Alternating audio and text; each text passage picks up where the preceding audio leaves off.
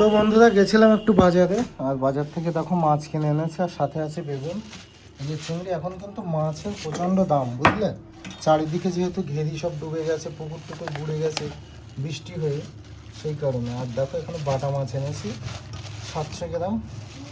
বড় না কাটলেও হতো, তাই ছোট হয়ে গেছে তো, আস্তে আস্তে রান্না করা যায়। এই যখন এদের ইয়ে থাকে না, এই সাইডে কি সব ওই কাটাকুটি থাকলে বেশি বড় দেখায়, বলো বলো। চলো আমরা পরোটা এনেছি, একটু খেয়ে নেবো। আর এতে আছে বেগুন, খুব ছোট হয়ে গেছে। হ্যাঁ ছোট হয়ে গেছে, না কাটলেই হতো।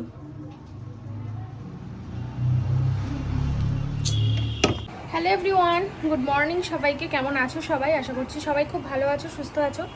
তো আমিও আছি, ভালো আছি, মোটামুটি আছি। দিন চলে যাচ্ছে, দিনকাল চলে যাচ্ছে। তো যাই হোক, সকালবেলা ঘুম থেকে উঠে চাটা খাওয়া কমপ্লিট করে ঘর বাড়ির সমস্ত সব কাজবাজ কমপ্লিট করে এখন চলে এসেছি রান্নাঘরে। রান্না করব। রান্না করার আগে এখন হাঁপাচ্ছি, কারণ হচ্ছে রান্না করার সমস্ত জিনিসপত্রগুলো এত সময় ধরে গোছালাম। ওকে সকালবেলা বাজারে পাঠিয়েছিলাম মাছ আনতে, মাছ এনে দিয়েছে। সকাল থেকে মুডটা একটু খারাপ আছে, তার জন্য এইভাবে কথা বলছি। যখন মুড ঠিক হবে আবার ভালোভাবে কথা বলবো। তোমাদের সঙ্গে কিন্তু খারাপভাবে কথা বলছি না, অ্যাকচুয়ালি আমার মুডটা ভালো নেই। তো তার মধ্যে আবার একটা গন্ডগোল হয়েছে, এমনি মুড ভালো নেই, মন খারাপ। তার মধ্যে বাজারে পাঠিয়েছিলাম ওকে মাছ আনতে, বাটা মাছ আনবো বলেছিলাম, বড় বড় দেখে বাটা মাছ নিয়ে আসবে। তো প্রথমে বললো বড় নেই, হ্যাঁ ঠিক আছে তাহলে তেলাপিয়া নাও। তারপরে বললো যে তেলাপিয়া নেবো, বাটা পেয়েছি ভালো বড় বড়। বললাম আচ্ছা ঠিক আছে তাহলে বাটা নাও। তারপরে আবার ফোন করলো, বলছে বাটা মাছ অনেক বড় বড়, মাঝখান দিয়ে ভাগ করে নেবো, কারণ এর আগের দিন বড় বড় বাটা মাছ এনেছিলো। আমি বললাম ঠিক আছে তাহলে মাঝখান দিয়ে ভাগ করে নাও। আর আমি তো দেখতে পাচ্ছি না কীরকম বড়। আচ্ছা অনেক বড় তো? বলছে হ্যাঁ অনেক বড়। আচ্ছা দেখো মিডিয়াম সাইজ হলে কিন্তু ভাগ করো না। তা বাড়ি এনে দেখি সেগুলো মিডিয়াম সাইজ, বড় ভালোই বড়, কিন্তু ওগুলো মাঝখান দিয়ে ভাগ করার কোনো প্রয়োজন ছিল না, কারণ ভাগ করলে না একটা খাওয়া যাবে, খেলে দুটোই খেতে হবে, পুরো ফালতু ফালতু ভাগ করা। কারণ আমি তোদের দেখাচ্ছি, হয় মাছটা ধুয়ে নিয়েছি পরিষ্কার করে, আর এই যে মাথার সাইজ হয়েছে এইটুকু। মানে এটা যদি জোড়া দেওয়া হতো, এটা আস্তে আস্তে দিব্য সুন্দর করে রান্না করা যেত, মানে এটা ভাগ করার কোনো প্রয়োজনই ছিল না। যাই হোক, আমি মানে এর জন্য আমার মাথাটা আরও বেশি গরম লাগছে, আমার ভালো লাগছে না। এত সময় ধরে মানে মাছগুলো ধুলাম, মাছের ভিতরে ডিম ছিল, মাঝখান দিয়ে ভাগ না করলে ডিমটা কি সুন্দর ভিতরে থাকতো। পুরো বেকার হয়ে গেছে। আমি ভেবেছিলাম ডিমওয়ালা বাটা মাছ খাবো, তো পুরো বেকার। এটা জেনেছি চিংড়ি মাছটাও কেটে ধুয়ে পরিষ্কার করে নিয়েছি। আর এই যেখানে বসিয়েছিলাম ভাত ফুটে গেছে, অফ করে রেখেছি। কুমড়ো আলু কেটে ধুয়ে নিয়েছি, বেগুন আলু কেটে ধুয়ে নিয়েছি। তো এই যে কড়াই বসিয়ে দিয়েছি, কড়াইতে এখন মাছ ভাজাটা বসাবো।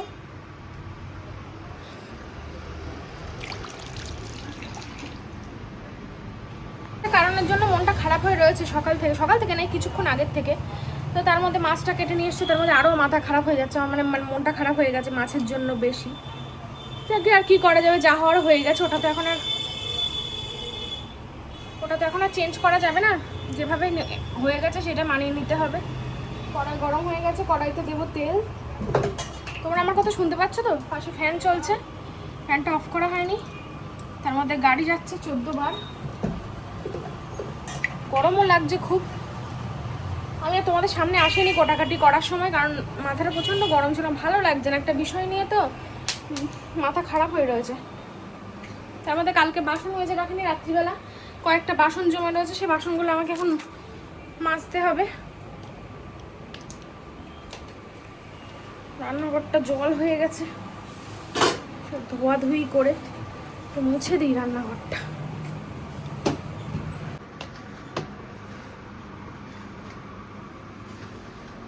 বাসনের জ্বালায় পাগল হয়ে যাচ্ছি, বাসন রাখার জায়গা নেই, র্যাক পুরো ভর্তি হয়ে গেছে,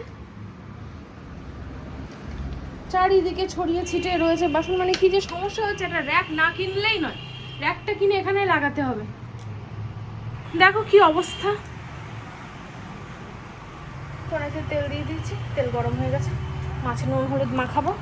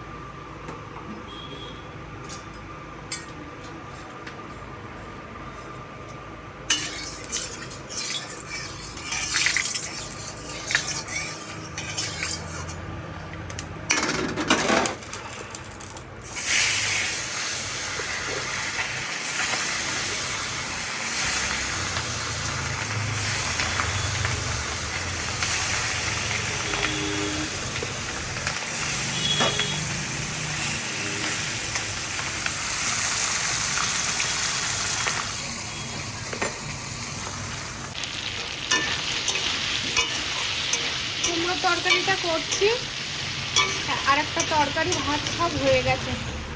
এই যে ভাত উপর দিয়ে দিয়েছি এখানে, আর এখানে একটা তরকারি হয়ে গেছে নামিয়ে রেখেছি। চলো এই তরকারিটা হলেই আমার রান্না কমপ্লিট হয়ে যাবে। আজকে দুই দিকে করিনি, একদিকেই করছি। দুই দিকে করলে না খুব তাড়াহুড়ো লাগে, আর ওই জন্য একদিকে করছি। কুমড়ো আলু চিংড়ি মাছ, কাঁচা লঙ্কা শেষ হয়ে গেছে, এই জন্য আজকে দুটো তরকারিতে গুঁড়ো লঙ্কা দিতে হলো। আমি বেগুনে গুঁড়ো লঙ্কা দিই না, কাঁচা লঙ্কা দিই। কুমড়োতেও কাঁচা লঙ্কাই দিতাম, কিন্তু কি করব, আনতে হবে। ভুলে গেছিলাম, বাজারে গেছিলো যে কাঁচা লঙ্কা আনতে বলবো, একদম মাথা থেকেই বেরিয়ে গেছে। তো বন্ধুরা, ফাইনালি কিন্তু খাওয়া দাওয়া করতে বসলাম, অনেক ঝড়ঝাপটা সামলে, মানে রান্না বান্না সব কিছু কমপ্লিট করে। তো দেখো এই যে যেটা কালকের একটু আলু ভাজা একটুকুনি রয়েছে, কে নেবে এটা? আমি না। তো এই যে ভাত বেড়ে দিয়েছি, এই যে দিলাম আলু ভাজা। আর আমি আজকে রান্না করেছি এই যে কুমড়োর ঘন্ট চিংড়ি মাছ দিয়ে, ঠিক আছে?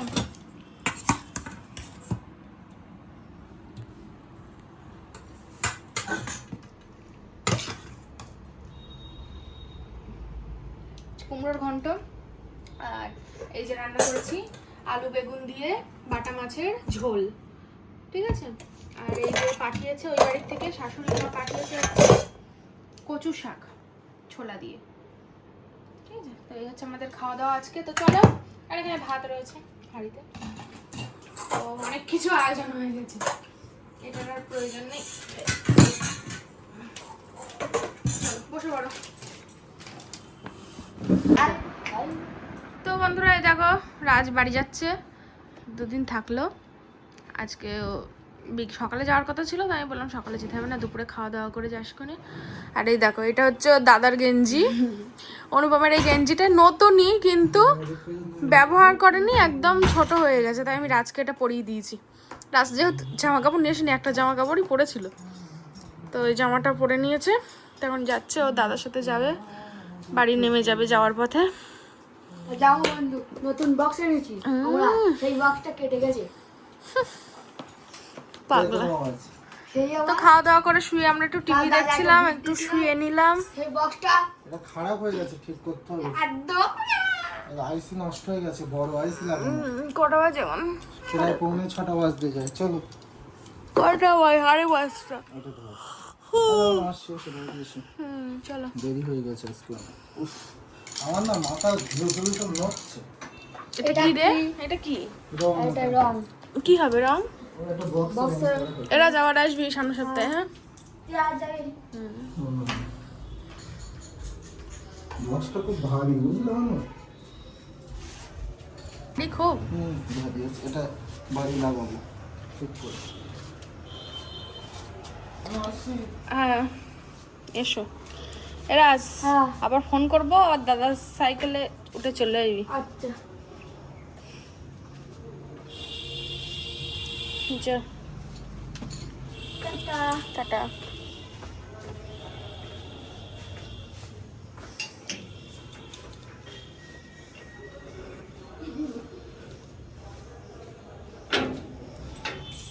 হ্যালো বন্ধুরা, কেমন আছো সবাই? আশা করছি সবাই খুব ভালো আছো, সুস্থ আছো। তো তোমাদের সঙ্গে কিছু কথা বলবো, তার জন্য আসলাম ব্লগের শেষে। তোমরা কমেন্ট করেছো, সেই কমেন্টগুলো পড়বো কেমন। আমি আগের দিন একটা ভিডিও ছেড়েছিলাম, আমার 9 মাসের স্বাদের ভিডিও। তো সেখানে প্রচুর মানুষ ভালো ভালো কমেন্ট করেছো, সেটা তো আগের দিনের ভিডিওতে আমি বলেছি যে আমাদের খুব ভালো লেগেছে তোমাদের কমেন্টগুলো। তার পরিপ্রেক্ষিতে আরও অনেক কমেন্ট এসেছিলো যে 9 মাসের স্বাদ তো বাপের বাড়ি থেকে দিতে হয়, তোমার বাপের বাড়ি থেকে কেন দিল না। তো তার রিপ্লাইও কিন্তু আমি আগের দিনের ভিডিওতে দিয়েছি। আশা করি তোমাদের সঙ্গে সবটা ক্লিয়ার করে দিতে পেরেছি। এবার আগের দিনের ভিডিওতে আমি কিছু কথা বলেছিলাম, তাতে তোমরা হয়তো কিছুজন, আমাকে কিছু না 2-1 জন আমাকে ভুল বুঝেছো। তো যাই হোক, তার জন্য ভাবলাম একটু রিপ্লাই দিই। তো তার মধ্যে একজন কমেন্ট করেছে, মাম্পি লাইফস্টাইল। মাম্পি লিখেছে কি, হ্যাঁ আমি আগের দিন বলেছিলাম, কমেন্ট করেছিলাম, কোনো খারাপভাবে বলিনি যে তোমার 9 মাসের সাথে তোমার মা দিতে পারতো। তো যাই হোক, তোমাকে বলি, আমি রিপ্লাইও দিয়েছি তোমাকে যদিও, তো তোমাকে আমি বলি যে আমি কিন্তু তোমাকে কোনো খারাপভাবে রিপ্লাই দিইনি, তোমাকে বা তোমার মতন যারা কমেন্ট করেছিলে। তোমাদের মনে প্রশ্ন আসতেই পারে, কারণ যেহেতু 9 মাসের সাথ বাপের বাড়ি থেকে হয়, যেহেতু বাপের বাড়ি থেকে হলো না, তোমাদের মনে প্রশ্ন আসতেই পারে যে কেন হলো না। আমি কিন্তু তোমরা যেমন ভালোভাবে জিজ্ঞাসা করেছো যারা, যে কেন হলো না, তোমার মা কেন দিল না, এটা তো খারাপ কোনো কিছু না, তোমরা জিজ্ঞাসা করতেই পারো। তো আমি কিন্তু সেই রকমই ভালোভাবেই তোমাদেরকে রিপ্লাইটা দিয়েছি যে কেন দিল না। আবার 2-1 যারা কমেন্ট করেছিল যে হ্যাঁ তোমার শ্বশুর শাশুড়ির সঙ্গে কিন্তু তোমার ঝামেলা হয়েছে তাই তারা আসলো না, তো তাদেরকেও আমি ভালোভাবে রিপ্লাই দিয়েছি যে না দেখো ওরকম কোনো ব্যাপার নেই, আমরা অ্যাকচুয়ালি ডাকিনি। কারণ দেখো শুধু শাশুড়িকে ডাকলে তো তোমরা শুধু বলেছো শাশুড়িকে ডাকলে হতো, শাশুড়িকে ডাকলে কিন্তু শুধু হতো না, শাশুড়ির সঙ্গে আরও অনেককে ডাকতে হতো। এবার আমার শ্বশুর বাড়িকে ডাকলে আমার বাপের বাড়িকেও আমাকে ডাকতে হতো। এবার সবাইকে একসঙ্গে ডাকা আমার পক্ষে পসিবল নয়, তার জন্য আমি কাউকেই ওই জন্য ডাকিনি। আর তাছাড়া আমরা দুজনে মিলে আমরা তো কাউকেই ডাকিনি, ছোটোখাটো জাস্ট একটা রান্না বান্না আর একটা খাওয়া দাওয়া, ব্যাস এতটুকুই, তাছাড়া আর কোনো কিচ্ছু নয়। তো তার জন্যই এটাই হচ্ছে ব্যাপার। তো তোমরা যেমন ভালোভাবেই আমাকে প্রশ্ন করেছো, আমি কিন্তু তোমাদের কাছে ভালোভাবেই রিপ্লাই দিয়েছি, কোনো রাগ তেজ ঝাঁজ করে রিপ্লাই কিন্তু আমি একদম দিইনি, কেউ বলতে পারবে না। আগের দিনের ভিডিওটা তোমরা দেখে আসো, আমি কিন্তু তোমাদের সঙ্গে একদম ভালোভাবেই কথা বলেছি, ঠিক আছে? তো যাই হোক, এবার কমেন্ট একটু পড়ি। আমি বুঝে পাইনি না মারিয়া এখন একজন প্রেগনেন্ট মেয়েকে এত কাদা ছোড়াছড়ি কিসের জন্য? মারিয়ার কত কষ্ট, কত রকমের টেস্ট, তার উপরে কত টাকা বেরিয়ে যাচ্ছে, সেটা ওরাই বুঝছে, এগুলো কি মানুষ বুঝতে পারে না? আমি টিচার হয়েও এদের মনগুলোকে বুঝতে পারি না গো, লাভ ইউ বল। তো খুব সুন্দর একটা কমেন্ট করেছো, সত্যি এই স্টেজে যারা আছে বা যারা গিয়েছে তারা খুব ভালো করে বুঝতে পারবে যে এই সময়টা কতটা সেন্সিটিভ, শুধু শারীরিক, মানসিক, আর্থিক সব দিক দিয়ে। তো যাই হোক, কাদা ছড়াছড়ি যাদের যেমনটা মানে তাদের ইচ্ছে সেরকমটা করে, এমনিতে অনেকে তো বাজে কমেন্ট করে, টুকটাক, খুব একটা করে না যদিও আর আগের মতো, সবাই ভালো কমেন্টই করে। বা আমার ভালো মানুষের সংখ্যায়, মানে ভালো মানুষ, ভালো ভিউয়ার্সের সংখ্যায় আমার বেশি, হেটার্স খুবই কম, খুবই কম। তো তারা তো করবেই, এবার ভালো মন্দ মিশিয়ে তো থাকবে, তাই না? খুব সুন্দর স্বাদ হয়েছে, নিয়ম মেনে কয়জন এত নিয়ম মেনে কয়জন এত সুন্দরভাবে পালন করে, মানে কত স্বামী কমেন্ট এমনভাবে এসছে তো আমি বুঝিয়ে বলতে পারছি না। কমেন্ট এসছে সুন্দর স্বাদ হয়েছে, নিয়ম মেনে কয়জন এত স্বামী এত সুন্দর পালন করে, এর জন্য কপাল লাগে, আশীর্বাদ নিও। মানে বোঝাতে চাইছি যে কয়জন স্বামী এরকম করে। ঠিকই বলেছো। তো অনেক অনেক আশীর্বাদ নিলাম, অনেক অনেক আশীর্বাদ করো যেন ভালো থাকি আমরা। একদিনে সিঙ্গারা চপ খেও না মারিয়া, কাল খেতে পারতে। এবার অ্যাকচুয়ালি কি বলতো, আমি আমার বরকে সন্ধ্যাবেলা বলেছিলাম যে আমার জন্য একটু চপ নিয়ে আসবে, আমার খুব খেতে ইচ্ছা করছে। এবার ও নিয়ে এসেছে, এবার আমি আর ওয়েট করতে পারি না, আমার সন্ধ্যাবেলা এত খেতে ইচ্ছে করছিল যে রাজকে দিয়ে সিঙ্গারা আনিয়েছিলাম। তো সিঙ্গারা বিশ্বাস করে আমি একটুখানি খেয়েছিলাম, আমি সিঙ্গারা পছন্দ করি না, ওই নামমাত্র নিয়ে এসেছিলো রাজ, তো আমি একটু ওই উপরের খোসা অংশগুলো আলু টালু সব বাদ দিয়ে একটু খেয়েছিলাম। আর তারপরে বর চপ নিয়ে আসলে, এবার ও তো জানতো আমি সন্ধ্যাবেলা চপ সিঙ্গারা খেয়েছি, এবার ও যেহেতু চপ নিয়ে চলে এসেছে তাই আমি একটা খেয়েছিলাম, ঠিক আছে? কটা মেয়ের ভাগ্যে এমন হয় যে স্বামীর হাতে রান্না খাওয়া 9 মাসের স্বাদ, সেটা আবার দিল তোমার স্বামী, নিজের হাতে রান্না করে, সত্যি কপাল খুবই ভালো। সবসময় যে নিয়মে চলতে হবে এরকম কোনো জায়গায় লেখা নেই, নিয়ম যাই থাকুক না কেন প্রত্যেকটা মানুষের লাইফস্টাইল আলাদা আলাদা হতেই পারে, তাই তোমার কোনো ব্যক্তিগত সমস্যা আছে। তো এই যে মাম্পি কমেন্টটা করেছে, তো তোমার কমেন্টটা আমি আগেও পড়েছি, আবার একবার পড়লাম, তো খুব ভালো, সত্যি তাই। মানে সব কিছু যে মানে সবসময় নিয়ম মেনে নিষ্ঠা এ করে পালন করতে হবে তা কোনো মানে, ভালোবাসা দিয়ে যেটা করা হয় সেটাই কিন্তু সব থেকে আসল। মারিয়া, তোমার লিভারে কিছু সমস্যা দেখা গেছে, তাই অতিরিক্ত তেল খাওয়া বন্ধ করো। তোমার মাও প্রচণ্ড তেল বেশি খান, সাবধানে থাকো। আর না হলে অনেক বড় সমস্যা দেখা দিতে পারে ফিউচারে। আর তেল খাওয়া মোটেই ভালো না, একদমই ঠিকই বলেছো, তেল মশলা খাওয়া কিন্তু একদমই ভালো না। কিন্তু আমাদের অ্যাকচুয়ালি কী বলো তো, এক একটা মানুষের না এক একটা অভ্যাস, কেউ আছে যারা একদম প্রথম থেকে হালকা পাতলা খাওয়া অভ্যাস, হালকা পাতলা খেতে পছন্দ করে, কিন্তু তুমি দেখবা আমি কিন্তু একা না, অনেকেই আছে যারা একটু রিচ রান্না বান্না খেতে পছন্দ করে, তারা কিন্তু হালকা পাতলা রান্না একদমই ভালোবাসে না। এবার আমার শরীরের কথা ভেবে এখন হালকা পাতলা খেতে হবে, তাও আমি যতটা সম্ভব কিন্তু চেষ্টা করি হালকা পাতলা খাওয়ার। আগের দিন খাসির মাংসটা রান্না করেছি, তাও একদম টালটালে ঝোল করে, তেল কম দিয়ে, আমি ওরকমভাবে কখনো খাসির মাংস রান্না করি না, আমি সবসময় তেল বেশি দিয়ে রসিয়ে বসিয়ে রান্না করি। তো যাই হোক, চেষ্টা করি, এবার সবসময় হয়ে ওঠে না, আসলে মুখের স্বাদেরও একটা ব্যাপার আছে। তো যারা অভ্যাস এইভাবে, তাদের কাছে একটু খুব সমস্যা এরকমভাবে। তো তোমার কমেন্ট আমার খুব ভালো লেগেছে, তুমি একদম ঠিক কথাই বলেছো। কিছু হয় না, ব্লাড নিলে একটু ভালো খাবার খেলে ঠিক হয়ে যায়। হ্যাঁ, সে তো ঠিক হয়ে যায়, এবার বারবার যেহেতু নেওয়া হচ্ছে না ওই জন্য। তুমি অনেক ভালো থাকবে সোনা বোন, থ্যাংক ইউ। লিখেছে অঞ্জনা ফ্যামিলি। সুস্মিতা সেনগুপ্ত লিখেছে আমার খুব সরি খুব সুন্দর হয়েছে আলু ভাজাটা, সুস্থ থেকো দুজন, অনেক ভালো থেকো। ধন্যবাদ। সমীর দাস লিখেছে খুব খুব ভালো থেকো তোমরা। সুস্মিতা চক্রবর্তী লিখেছে a beautiful blog, don't worry, be happy, lots of love and blessings. Thank you. Arpita Pramanik লিখেছে ডেলিভারির জন্য হসপিটাল ব্যাগ প্যাকিং করে ভিডিও করো কিন্তু। হ্যাঁ, হসপিটাল ব্যাগ তো প্যাকিং করতেই হবে, হাতে বেশি সময়ও নেই, তো আমার কিছু কেনাকাটা আছে। এই কবে যাবে গো কেনাকাটা করতে? হ্যাঁ, শনিবার। অনেক কিছু কেনাকাটা আছে আমার। কোথায় যাবে? এখান থেকে কিনবে নাকি? ধুর, ওসব জায়গায় না, আমি একটু মলে যাব, আমার কিছু না, ওখানে নেই ভালো কালেকশন। তো কি করে যাব এত দূর? তাহলে তুমি ঠিক করো কোথায় যাবে। আরে আমার তো কিছু কেনাকাটা করতে হবে এখানে। গিয়ে একবার দেখে যাবো, পছন্দ হলে বেশি। আচ্ছা না মারিয়া, তুমি এখন কাঁচা পেঁপে পাকা পেঁপে কিছু খেও না, ডেলিভারি হওয়ার পর খাবো। খেও না গো, খাই না আমি কাঁচা পেঁপে পাকা পেঁপে কিছুই খাই না। আমি এমনি পেঁপে ভালোবাসি না, তার মধ্যে প্রেগন্যান্সি শুরু হওয়ার পর থেকে একদিনও খাইনি এসব। Early waiting to see your princess. Prince কি প্রিন্সেস সেটা হওয়ার পরে বোঝা যাবে। প্লিজ এই টাইমে অনলি পজিটিভ থাকো, ভালো থাকো। হ্যাঁ, পজিটিভ তো আছি। এবার আগের দিনের ভিডিওতে যে কথাগুলো বলেছিলাম লাস্টের দিকে, যে আমার ব্যক্তিগত জীবন নিয়ে, তো সেই সব কারণে মানে কিছু মানুষ চেষ্টা করছে আমার মানে মানসিক বিপর্যস্ত করার, কিন্তু সেটা তো হবে না। আমি সত্যি ভালো আছি। আমি আমার স্বামী, আমার সংসার, আমার মা বাবা, আমার শ্বশুর শাশুড়ি সবাইকে নিয়ে আমি সত্যি খুব ভালো আছি। মানে তারা চেষ্টা করছে আমার জীবনে একটা অশান্তি সৃষ্টি করার, কিন্তু সেটা হবে না, সম্ভব না। তো এই আর কি, তোমার যেটা ভালো মনে হয় করবে, আর করেছো, একদমই তাই। আমার আমার লাইফ, আমি কি করব না করব সেটা তো আমার ব্যক্তিগত ব্যাপার, তাই না? আমি না কারোর থেকে কোনো কিছু নিই, না কারোর থেকে কোনো কিছু করি। আমার নিজের সংসার আমি নিজে চালাই, আমার স্বামী চালাই। তাহলে আমি কেন মানে হচ্ছে যারা এই অশান্তি সৃষ্টি করার চেষ্টা করছে তাদের কথা কেন শুনতে যাবো বলো তো? তো এই কথাগুলো যে বলছে এগুলো কিন্তু সোশ্যাল মিডিয়ার কোনো কথা না, এগুলো আমার পার্সোনাল লাইফের কথা। কিন্তু যাই হোক, ছাড়ো। আমি তোমার মা কাকিমার মতো ভগবানের কাছে প্রার্থনাকারী, ডেলিভারি ভালোভাবে হয়ে যাক। অনেক অনেক আশীর্বাদ করো। তুমি এই সময় এত কাজ করছো, এত অ্যাক্টিভ, অনেকেই থাকে না, আমি নিজেও এতটা পারতাম না। যাই হোক, তুমি আর তোমার বেবি সুস্থ আছো, সব কিছু ভালোভাবে হবে। হ্যাঁ গো, আমি সত্যি ভালো আছি, আমি সুস্থ আছি। এই অবস্থায় আর মাত্র হয়তো আমার 2 সপ্তাহ মতো বাকি আছে ডেলিভারি। আর এই অবস্থায় যে আমি এতগুলো কাজ করছি, সংসারের কাজ, রান্না বান্না, সত্যি আমি নিজেকে দেখে নিজেই অবাক হয়ে যাচ্ছি যে আমি এগুলো এখনও পর্যন্ত পারছি করতে। তো আমি যখন আর পারবো না তখন আর করবো না, কারণ নিজের শরীরের উপর চাপ দিয়ে তো কিছু করা ঠিক না। তো দেখা যাক কতদিন পারি, এখন তো পারছি। তোমাদের ভালোবাসায় আশীর্বাদে আমি কিন্তু এখনো সুস্থ আছি, ভালো আছি। খুব সুন্দর, অনুপম লক্ষ্মী একটা ছেলে। Thank you. তোমার 9 মাসের সাথে অনেক ভালো হয়েছে।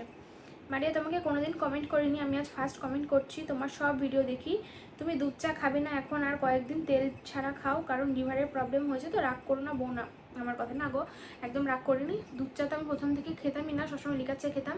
ইদানিং একটু দুধ চা খাওয়ার প্রতি মানে আকৃষ্ট হয়েছে, ভালো লাগছিলো খেতে, তাই খাচ্ছি। তাও আজ 2-3 দিন খাই না। আর তেল মশলা অনেকটা কমিয়ে দিয়েছি আগের থেকে। আর লিভারের প্রবলেমটা আমার আগের থেকে কিন্তু মানে আমার একটু ঠিক হয়েছে। আমার রিপোর্ট চলে এসছে, ঠিক আছে? আমার লিভারটা কিন্তু আগের থেকে ঠিক হয়েছে, তোমাদের জানিয়ে দিলাম। সাথে 2 বাড়ির লোককে বললেই হতো না, এটা সম্ভব নয়। খুব সুন্দর লাগছে কালকে, থ্যাংক ইউ। ভাত খাওয়ার সময় আমরাও গোপাল ভাত দেখি। হ্যাঁ গো, আমরাও দেখি রোজ দুবেলায়, অনেকেই দেখে এটা। অনেক ডক্টর এখন ডক্টর অনেকবার ইউএসজি অনেকবার টেস্ট দেয়। তুমি চিন্তা করো না, সব ভালোভাবে হোক, ভালো থেকো। Thank you. মিতা বিশ্বাস কমেন্ট করেছে। চন্দ্রানী মজুমদার, না সরি, চন্দ্রানী মুখার্জি, তোমার হাজব্যান্ড নিজের হাতে রান্না করে স্বাদ খাইয়েছে, সেটাই যথেষ্ট। কে কী বলছে সেটা নিয়ে একদম মাথা ঘামাবে না, একদম। Thank you. লোকের কথা এখন কান দেবে না, ভাগ্যটা যেন সবসময় ভালো যায়, বরের সাথে নজর যেন না লাগে। ভাইটা ভালোই তোমার কত খেয়াল রাখে, তাই বললাম। সবাই তো সুখী হতে চায়, কারণ নজর না লাগে, তাই লেবু লঙ্কা দিলাম। কি সুন্দর স্বাদটা হলো। আমি বলেছিলাম ভাজা, মিষ্টি, মাছ ভাইটা যেন রান্না করে দেয় তোমায়। আমার শরীর খারাপ, এটা বড় একটা ওষুধ এনে আমার শরীর খারাপ, আমার বর একটা ওষুধ এনে দিতে চাই না। তোমরা খুব ভালো থেকো, কলকাতা পাটুলি বিশ্ব বাংলা। তো তোমার কমেন্টটা খুবই ভালো লেগেছে আমার। আর কি বলবো বলো, তুমিও ভালো থেকো, নিজের জীবনে সুস্থ থেকো, মানে শান্তিতে থেকো, সবাই ভালো থাকুক, আমি শুধু এটাই চাই।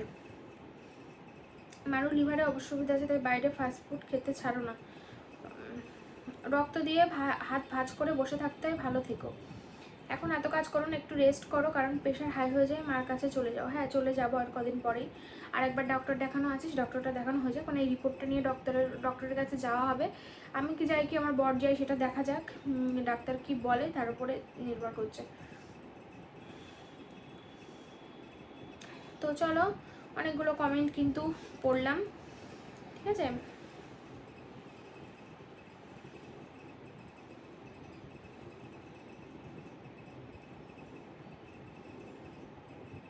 তোমারকে কি সুন্দর চা করে খায়, আমার বরকে বলে তুমি একদিন চা করো খাই, তুমিও করো। হ্যাঁ আমার বর আমাকে রোজই চা করে খাওয়ায়, মাঝে মাঝে এখন আমিও করি। ও একটু সকালে ঘুম থেকে যদি না ওঠে তখন আমি উঠে আমি চা করে নিয়ে এসে ওকে ডাকি। আর বেশিরভাগ দিন ওই করে, আর মায়ের বাড়ি গেলে তো মা করে, শ্বশুর বাড়ি গেলে শাশুড়ি করে। তো যাই হোক এরমভাবেই চলছে। বিয়ের পর থেকে না, হ্যাঁ বিয়ের পর থেকে যেদিন থেকে আমরা একসঙ্গে থাকা শুরু করেছি, সেই রানাঘাট থেকে সেদিন থেকেই কিন্তু চা করার দায়িত্ব কিন্তু আমার বরের, ঠিক আছে। সকালবেলা একদম চা করে নিয়ে এসে আমাকে ডাকবে, জানে আমি চা না খেলে আমার ঘুম ভাঙে না, আমার ঘোর কাটে না। তো একদম কিন্তু ওর এইটা দায়িত্ব। তো তখন জানো তো সবাই কমেন্ট করতো যে হ্যাঁ কদিন গেলেই সব এইসব বেরিয়ে যাবে, আর কদিন পরে গেলেই করবে না। তো যাই হোক মানুষের মতন তো বলবে। আরও কত কথা বলতো তখন, যে এইসব ন্যাকামো কদিন পরেই ছুটে যাবে। তো যাই হোক ন্যাকামো কিন্তু ছোটেনি, আর তোমরা আশীর্বাদ করো ন্যাকামো যেন না ছোটে, এরকম ন্যাকামো যেন সারা জীবন থাকে, এটাই কামনা, তাই না। তো সবার জীবনেই এরকম ন্যাকামো থাকুক, সবাই ভালো থাকুক নিজের স্বামীকে নিয়ে, স্বামী স্ত্রীর সম্পর্ক সবার ভালো থাকুক। তো শেষ জীবনে স্বামী স্ত্রী হচ্ছে একসঙ্গে একে অপরের পাশে থাকে, তাই সেই সম্পর্কটা স্ট্রং হওয়া খুবই প্রয়োজন। তো চলো সবাই ভালো থেকো, সুস্থ থেকো, সাবধানে থেকো, চ্যানেলটা সাবস্ক্রাইব করে দিও। আর আগামীকাল আসবো নতুন একটা ভিডিও নিয়ে, নতুন একটা ব্লগ নিয়ে, সুন্দর একটা ব্লগ নিয়ে। ততক্ষণের জন্য সবাইকে টাটা। আর হ্যাঁ, আগের দিনের কথাগুলো কিন্তু আমার ভিউয়ার্সদের উদ্দেশ্যে একদমই ছিল না, ছিল কিছু মানুষের উদ্দেশ্যে যারা হচ্ছে আগের দিনই বলেছি যে আমার সুখ শান্তি সহ্য করতে পারছে না, তারা আমার পিছনে পড়ে আছে। আমার ব্লগ রোজ দেখে, এদিকে আমার ব্লগ দেখাও ছাড়বে না, আমার ব্লগ দেখবে, আমার পিছনে কুটকাচালি করবে, সমালোচনা করবে। আরে ভাই আমাকে যদি পছন্দ না হয় তাহলে আমার ব্লগ কেন দেখে? আমার ব্লগ তো দেখার প্রয়োজন নেই। লুকিয়ে চুরি আমার ব্লগ দেখবে, আবার ব্লগ থেকে খুঁটিনাটি খুঁচিয়ে বার করবে। যাকে যা পারে করুক। তো চলো তোমরা সবাই ভালো থেকো, সুস্থ থেকো, সাবধানে থেকো, দেখা পরের দিন একটা সুন্দর ব্লগ নিয়ে। তুমি সবাই টাটা, বাই বাই।